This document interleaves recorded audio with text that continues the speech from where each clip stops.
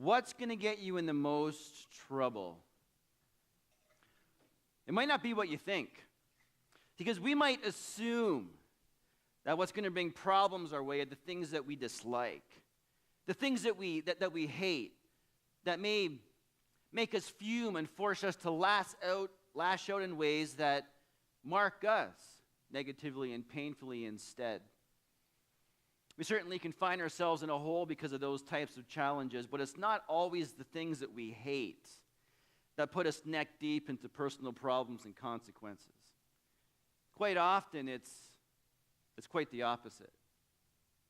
It's the things that we like and the things that we take pleasure in. Well, our selfish pleasures can get us into a lot of trouble. Now, if you don't believe that, or maybe you have a hard time figuring that one out, just think back to when you were a kid. Did you ever find yourself getting in trouble because your hand was in the cookie jar? And you got yourself in a lot of trouble because you put your hand into the cookie jar. See, cookies are awesome, aren't they? I mean, who doesn't like cookies? And yet you got yourself into trouble because you went outside the limitations or the boundaries that your mom and dad set on that particular pleasure. See, it's those selfish pleasures that are so often the ones that make us guilty. Those guilty pleasures are selfish pleasures. And as adults, all that we do is we change our selfish pleasures from cookies to those of more an adult variety. We move from pleasures that are maybe rated G, a cookie, or PG, to pleasures that are more maybe a MA rating or a rated R rating. We just change our pleasures to those that are more of an adult variety, an adult rating. And this morning, that's exactly where our text is going to go. Now, I noticed that our numbers are down a little bit today, and maybe because they read ahead. And they knew where we were going today in Genesis chapter 38. But that's exactly what happens in Genesis chapter 38. We see pleasures go from a GPG rating to the adult MAR rating. See, as adults, our pleasures just get more illicit. And for so many of us today, those pleasures are those of a sexual variety. Genesis chapter 38. The rating is going to change today in what we're going to look at. And so be prepared for an MA sermon. All right, are we okay with that? All right, well, we'll see. Let's stand up and read Genesis chapter 38. We're going to read just a little bit of that. We'll go into the whole text eventually, but just to get our appetites ready for what's coming, let's read Genesis chapter 38, 1 to 9, and then verses 13 to 16. At that time, Judah left his brothers and went down to stay with a man of Adullam named Hira. There Judah met the daughter of a Canaanite man named Shua. He married her and made love to her. She became pregnant and gave birth to a son who was named Er. She conceived again and gave birth to a son and named him Onan. She gave birth to still another son and named him Shelah. It was at Kezib that she gave birth to him. Judah got a wife for Er, his firstborn, and her name was Tamar. But Er, Judah's firstborn, was wicked in the Lord's sight, so the Lord put him to death. Then Judah said to Onan, "Sleep with your brother's wife and fulfill your duty to her as a brother-in-law to raise up offspring for your brother." But Onan knew that the child would not be his. So whenever he slept with his brother's wife, he spilled his semen on the ground to keep from providing offspring for his brother. Verse 13. When Tamar was told, "Your father-in-law is on his way to Timnah to shear his sheep," she took off her widow's clothes, covered herself with a veil to disguise herself, and then sat down at the entrance to Enaim, which is on the road to Timnah. For she saw that though Shelah had now grown up, she had not been given to him as his wife. When Judah saw her, he thought she was a prostitute, for she had covered her face. Not realizing that she was his daughter-in-law, he went over to her by the roadside and said, "Come now, let me sleep with you." God, today we come to you with what's a very difficult text. And again, we don't ignore anything. And as we work through your word together, we go chapter to chapter, and we don't skip over things just because it's tough. And so today is one of those messages that are certainly things that we typically would talk about in more private settings. But this is your church, and we're going to do it in an honorable, sensitive way. And I pray that we would just understand, even from this kind of strange story, some key things that you want us to understand about a very important area to you. So will you do that for us, God? We just ask that you would be gracious to us this morning and encourage us through this word. And we pray in your name. Amen. Please be seated. Okay, so if you didn't know where we were going, now you know why I said we're going from G to like an MA rating. Okay, this is exactly what the text is. And that's just a bit of a taste of what this text is going to bring to us today. So let's start at the top, verse 1 and 2. At that time, Judah left his brothers and went down to stay with a man of Adullam named Hira. There Judah met the daughter of a Canaanite man named Shua. He married her and made love to her. In the first two verses, it's really a setup. It sets the stage for what's going to happen. It sets the stage. And what we see in the first two verses is this. Judah defies God's clear commandment about marriage by marrying someone who's a foreigner. Now let's just clarify that. This is not about race. This is not about race. This is about righteousness. That's what this is about. See, God knew that a foreign person could very easily pull God's people away from himself, which is the heart of how we hear that command in 1 Corinthians 6, verse 14, when it says, "Do not be unequally yoked to an unbeliever." This is not about race as much as it is about righteousness. But Judah doesn't care. Judah could care less about this. See, his selfish pleasures see him attracted to a Canaanite woman, and he takes her for his own, despite what God says. So these first two verses really set the stage for us. That attitude sets the stage for what's going to come. Verse 3. She became pregnant and gave birth to a son whose name was Er. She conceived again and gave birth to a son and named him Onan. She gave birth to still another son and named him Shelah. It was at Kezib that she gave birth to him. Judah got a wife for Er, his firstborn, and her name was Tamar. But Er, Judah's firstborn, was wicked in the Lord's sight, so the Lord put him to death. Judah and his wife have 3 boys. Their names are Er, Onan, and Shelah. Eventually, Er grows up.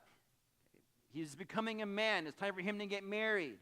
And so his father, Judah, finds him a wife, and her name is Tamar. Now, we are unsure about a lot of things about Tamar. Okay, we are unsure of her upbringing. Although many scholars would assume that Tamar would have been a Canaanite, just like Er's mom. Okay, but we're unsure about that. And we're unsure about what kind of marriage Er and Tamar had. We're not sure about that. But what we are not unsure about is this. We are not unsure from the text that Er was not a good man. In fact, Er was considered wicked in the sight of the Lord. So wicked that God couldn't even stand to have him around. Tamar might have been married to a Class A jerk, but because he was wicked. And we see that in verse 7 when it says very, very clearly to us, "But Er, Judah's firstborn, was wicked in the Lord's sight, so the Lord put him to death." Man, that says a lot about someone right there. So wicked that God can't even stand the sight of you, and puts you to death. That tells us a lot about Er and gives us one tidbit of information of Tamar that we know. She's now a widow. Now Tamar is a widow. What now? What now for Tamar? Tamar, the daughter-in-law, all alone, is now living with her in-laws. Sounds like a potential for problems. And in fact, that potential rolls full steam ahead because of this cultural dynamic called levirate marriage. Now, that's what verse 8 will describe to us. Look at verse 8. Then Judah said to Onan, "Sleep with your brother's wife and fulfill your duty to her as a brother-in-law to raise up offspring for your brother." Okay, this is a cultural dynamic called levirate marriage. Now, let me just explain what that is. Having children was so important in this culture to grow the family tree and strengthen its roots, that if an older son or brother passed away without having children, then it became the responsibility of that next brother in line to marry his brother's widow to ensure that she would not be childless. Okay, that's how important having children were. But here's the thing. Onan, if he was to marry Tamar, would mean that that child is legally his dead older brother's child. Legally, it was going to be heirs. But practically, he's going to be stuck with raising the child. So here's the short of it. This child would be legally his brother's, but he'd have to pay all the bills. That's what it means. This son is going to be seen as Tamar's son, as Er's son. But Onan, the younger brother, is going to have to pay all the bills. That's a challenge, isn't it? That's a challenge. And so the question for Onan is, well, what's in it for me? I mean, what's in this arrangement for me more than just the bills? And his answer is this: selfish pleasures. That's what's in it for me. And he's going to take as much of that as he can. Look at verse 8 again. Then Judah said to Onan, "Sleep with your brother's wife and fulfill your duty to her as a brother-in-law to raise up offspring for your brother." There's it all there, levirate marriage. Look at verse 9. But Onan knew that the child would not be his. So whenever he slept with his brother's wife, he spilled the semen on the ground to keep from providing offspring for his brother. Onan uses Tamar for his own selfish pleasure. That's all that's happening there. Lack of responsibility reveals a selfish pleasure. Because Onan is quite prepared to take the pleasure. I mean, he's okay with that. But he's not okay with the responsibility that's going to come from that. And that actually sounds a whole lot like how many of us in our culture wade through this whole area of sex. See, we're in it for the moment, not a commitment. We're in it to see what we can get, not for what we can return to somebody else. We are in it for me. And the question becomes, what's in it for me? That's the question we ask today. What is in it for me? What am I going to get out of it? That's the question Onan's asking. And his answer is this: I'm going to get out of this as much as I can. As much pleasure as I can. But I'm not going to take any responsibility. You know, in our culture, man, that sounds just like it. Our culture has jumped in with both feet to this whole idea that you can treat your body or somebody else as like a sexual playground or amusement park. That it's only pleasure and that there's no responsibility that's going to come with that. And that's become glaringly clear in many of things that we're reading in the media these days. A couple months ago in July, a magazine called Teen Vogue magazine, a magazine that is geared towards teenage girls, in their back-to-school issue, had an article in it. And the article was simply called Anal Sex, What You Need to Know. And that article described in great detail everything a teenage girl needs to know about anal sex to go back to high school with. It's pleasure only, but there's no responsibility. That's the idea of the day. And the consensus is made very, very clear in magazines like 17 magazine, another magazine going to our teenagers. They had a tag in one of their magazines a short while ago that said this: safe sex is priceless, and it doesn't cost you a cent. Doesn't that sound like the culture? This is what they're telling us. It's pleasure only. There's no responsibility. It's all pleasure, no responsibility. That's exactly what we see in Onan. It's only going to be pleasure, no responsibility. But then here's the thing. Then they find out that there is responsibility. Then they find out that there is. And it's not just the physical implications of that, which Onan was so terrified about. Oh, right, she might get pregnant. Look at, that's survivable. You can get through that one. Yeah, and responsibilities come with that, but that's survivable. Ladies get pregnant and give birth all the time. There's more implications than that one.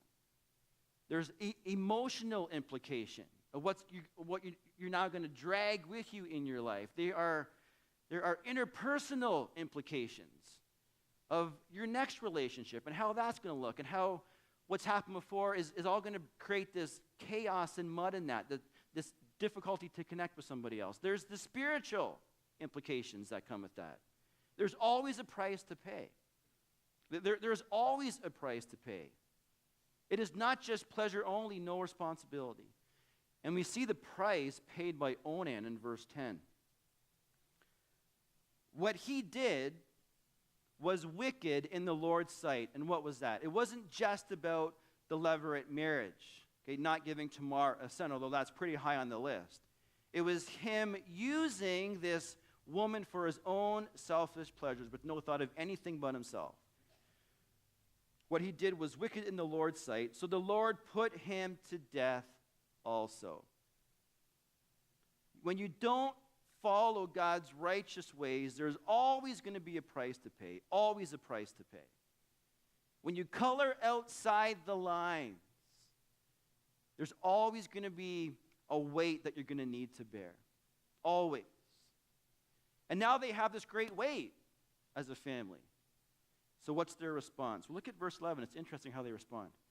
Verse 11, Judah then said to his daughter-in-law Tamar, live as a widow in your father's household until my son Shelah grows up. For he thought, he may die too, just like his brothers. So Tamar went to live in her father's household. You know what's happening here? Judah's kicking her out.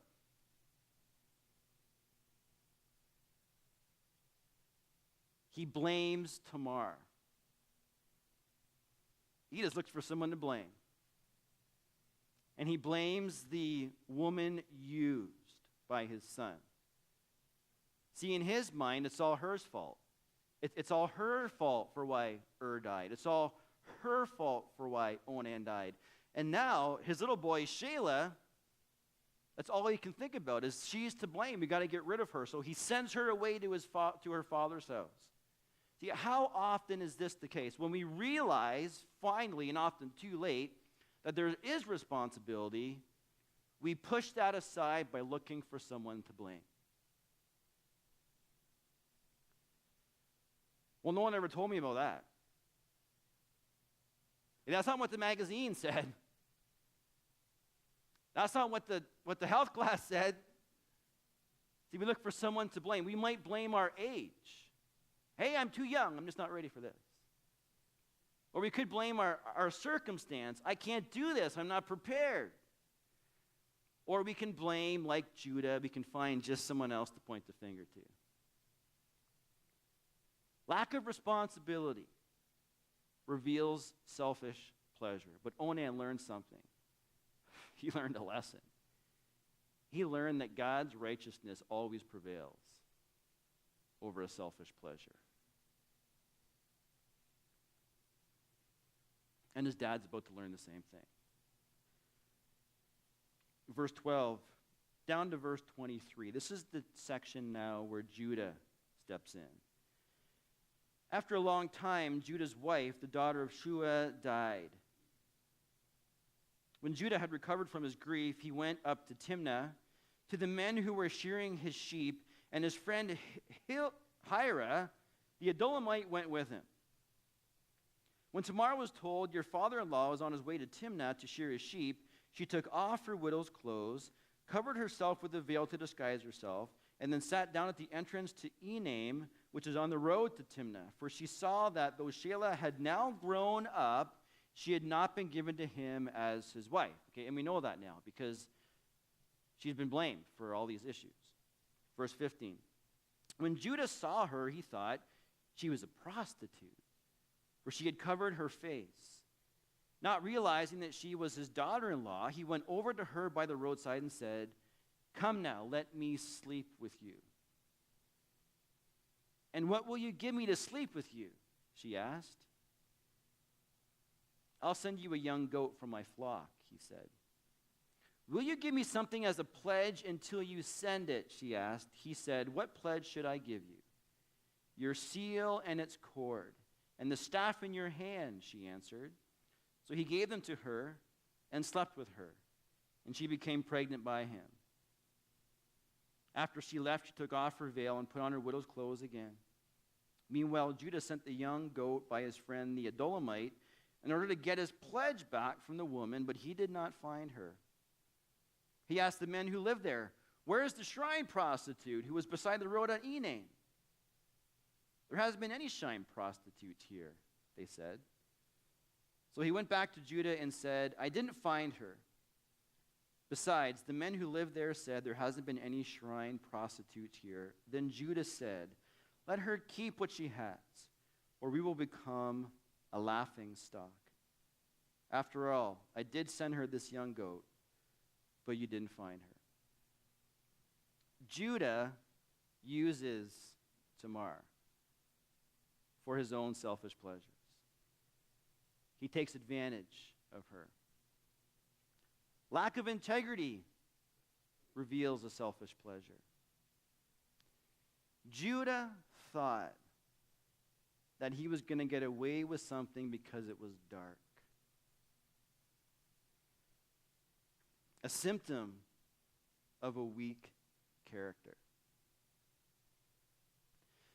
Now, the veil that Tamar was wearing, that typically means that someone belongs to another. That's all that means. And in Genesis 26:65, we actually see Rebekah, who is now betrothed to Isaiah, putting on a veil because now she belongs to somebody else. That's really what the veil means. However, because of where Tamar was on the road, all alone by the wayside, that triggered Judah to believe what he wanted to about her.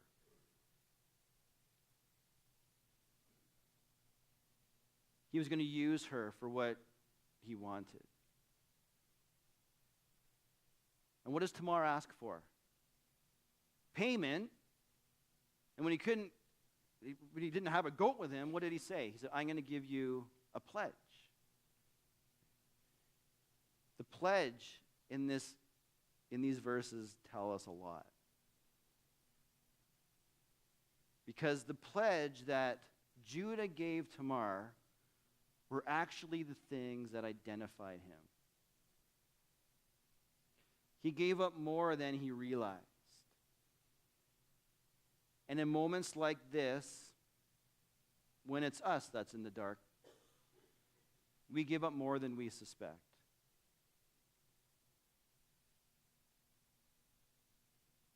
Judah's very identity is now wrapped up in something that he wanted to keep a secret. This is who Judah is. This is who he is. A man with weak moral character. A man who is willing to take advantage of somebody else for nothing but a moment. I mean, on one end, that moment isn't going to last much longer than one. But on the other end, now that is a moment that is tied to his future. His identity is now wrapped up in what he thought he could keep a secret. Eugene Robinson was a great football player. Played in the NFL for a number of teams. And in 1999, Eugene was playing for the Atlanta Falcons. The year when the Atlanta Falcons would go to the Super Bowl 33. A great football player, but in fact, it wasn't just his football skills he was known for. Even more than that, what Eugene Robinson was known for was his character. He was a man of high character with high standards. And the night before Super Bowl 33, he was in fact given a reward for his character called the Bart Starr Award. And that award is given by a ministry called Athletes in Action. Are you familiar with Athletes in Action? It's a branch of Campus Crusade for Christ, Athletes in Action. And they had this banquet award, and Eugene was presented the Bart Starr Award for outstanding character. But a few hours later, Eugene Robinson was arrested for trying to solicit sex from what he thought was a prostitute, but in fact was an undercover police officer that he was willing to give $40 to for a selfish pleasure. He gave back the award. He had to wake up the next day and play in this phenomenal Super Bowl game. A game that they lost. In fact, one of the reasons they lost was because of a botched play that Eugene made, which put their opponents up by 2 touchdowns. An 80-yard play. Their team lost the game, but even before the game started, Eugene had lost a whole lot more than that. He became, in that moment, what Judah feared. What did Judah say? Forget it, because I don't want to be a laughing stock. And Eugene that day became a laughing stock. Something that he's now still trying to make amends for, and has. Lack of integrity will reveal a selfish pleasure. Judah learned the same thing his son learned. Righteousness prevails over your selfish pleasure. But there's more to this story. We're almost done. Verse 24. About 3 months later, Judah was told, your daughter-in-law Tamar is guilty of prostitution, and as a result, she's now pregnant. Judah said, bring her out and have her burned to death. As she was being brought out, she sent a message to her father-in-law. I am pregnant by the man who owns these, she said. And she added, see if you recognize whose seal and cord and staff these are. Judah recognized them and said, she is more righteous than I, since I wouldn't give her to my son Shelah, and he did not sleep with her again. Interesting part of the story. When Judah now gets angered by Tamar's pleasure. See, he wasn't really all that mad about his own. But when it's somebody else, his anger fuels. Glowing hypocrisy reveals a selfish pleasure. See, sometimes we just get mad at somebody else's pleasure to deflect from our own. Look at what they've done. We want all the attention on them because we want as much as it can be turned away from us. Judah just wants to shame Tamar publicly. How often do we do that? How often do we get mad at somebody else's pleasure just to deflect from our own? I've seen that. And we're probably all guilty of that. In fact, many years ago when I was doing youth work, we had a Christmas banquet. And for our youth, like a big event, big meal, all the fixins. And one of the things we wanted to do that night was to give each of our youth, and there was almost 100, a little prize to go home with. And so everyone would have a gift to go home with. And so one of our youth sponsors decided he'd be in charge of getting all these little gifts. And one of the gifts he got was just what he thought was these fake champagne drinks, like these bubbly drinks. And they can go home and enjoy it at their Christmas dinner with their families. But what he didn't realize was that it wasn't quite non-alcoholic.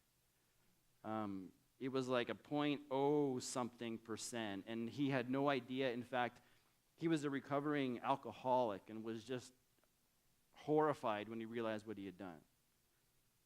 But they're already gone home with these youth.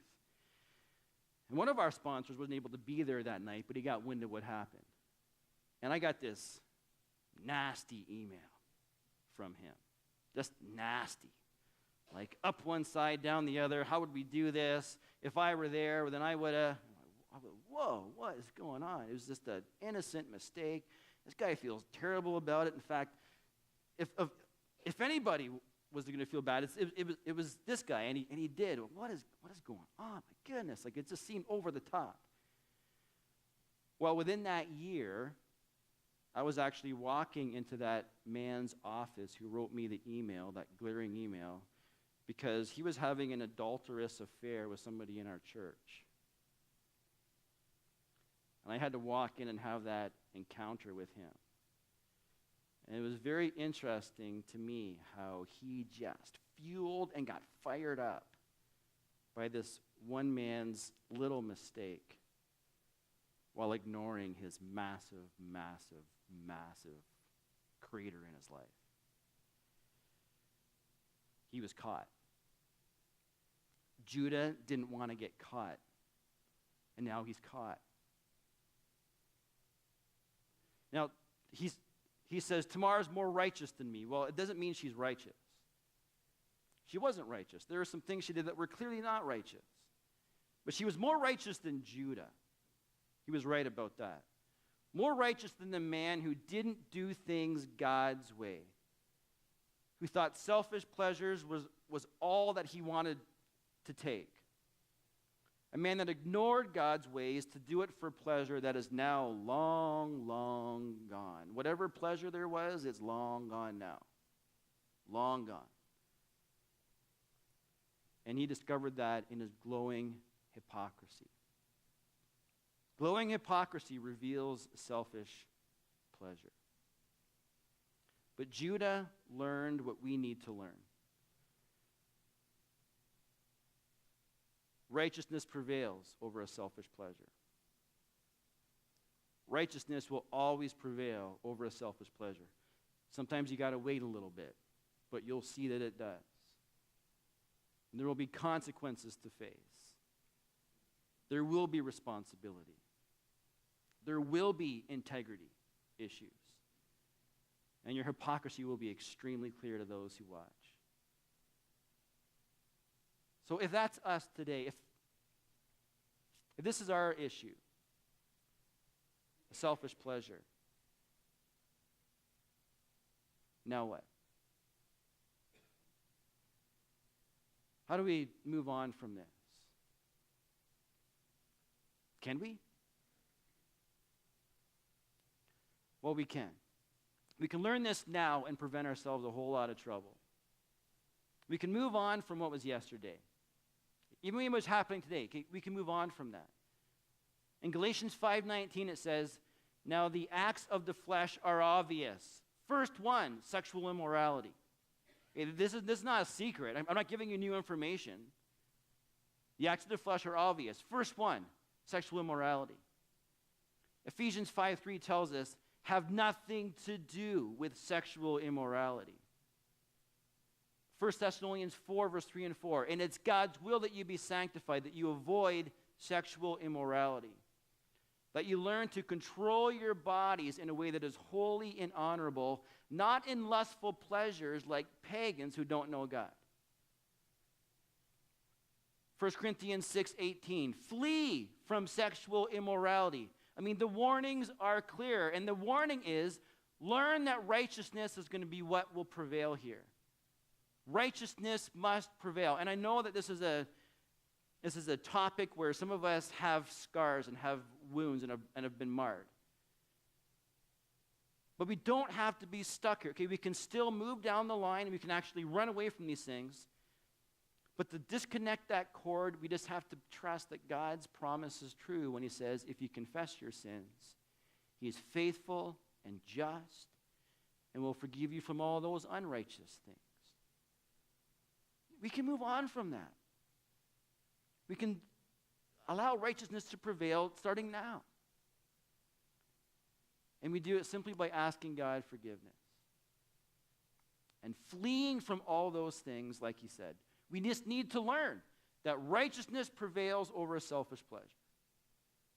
We can move on from yesterday, what's happening today, and we can move into even a better tomorrow.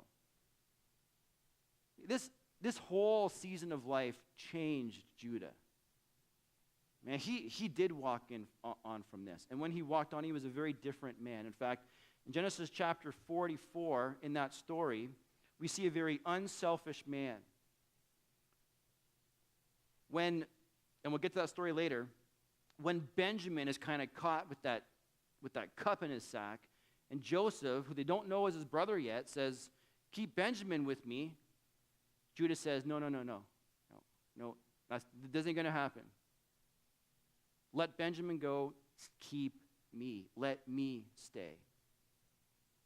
There's a man that moved from a very selfish man thinking all about himself to moving past that, recognizing he's not going to be living like that anymore.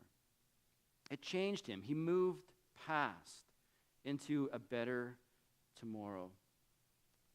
The promise is in verse 27 down to the end. Listen to what it says. When the time came for her to give birth, there were twin boys in her womb, and as she was giving birth, one of them put out his hand, so the midwife took a scarlet thread and tied it on his wrist and said, this one came out first.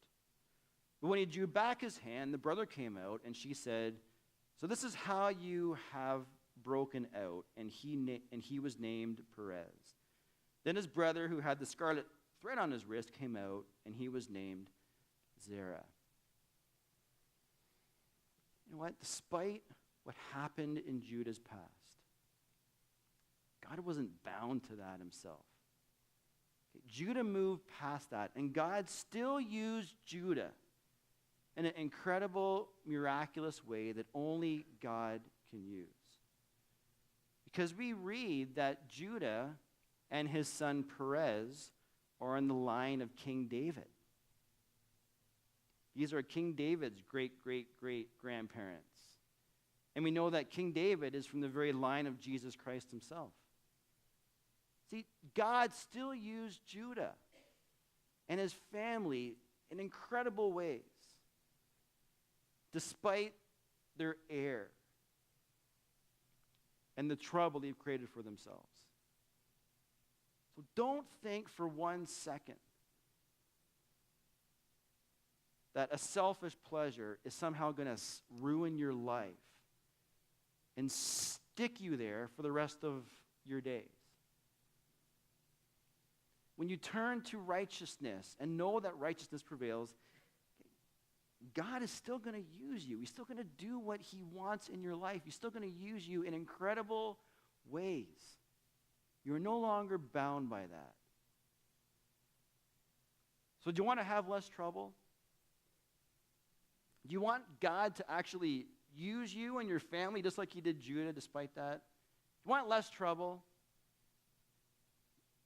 then learn the lesson of Judah's family. Righteousness prevails over selfish pleasures. Righteousness prevails over selfish pleasures. Ensure in your life that's true. Let's pray. God, today, thanks for getting us through that one. I mean, Genesis 38 is a tough one. And yet, again, as we recognize your word, it's the whole counsel that you've given us. And so I pray that as uncomfortable as some of the topic might have been, and we know that there was things you wanted us to learn in it. And so I just pray again that we would understand that you put that in your word because, man, this is where we live. This is a huge struggle and challenge for many people. Many people even in this room today, in this church today. And we just needed that reminder of your ways, of how to live and wade our way through this area of our lives. God, I pray that we would recognize that we don't need this trouble. That the trouble that these selfish pleasures bring, we don't need that. And we don't have to be bound by these things. We can move on by understanding your righteousness and how you require us to live. And the blessing and the future that comes from that. God, more than anything, encourage us with that today. Encourage us just with that truth in our hearts that we need to know that righteousness prevails. Righteousness prevails. And the next time we want to dip our hand in the cookie jar and grab an adult pleasure, we would recognize, okay, righteousness prevails. Righteousness prevails. And to ensure that it actually does over those things that we want to put our hands on. Save ourselves a lot of trouble. And to be blessed by your righteous ways.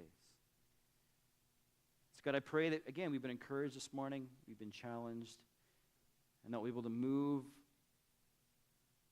on in our day recognizing that we don't have to be stuck there. We don't have to be stuck there. And I pray these things in your name. Amen.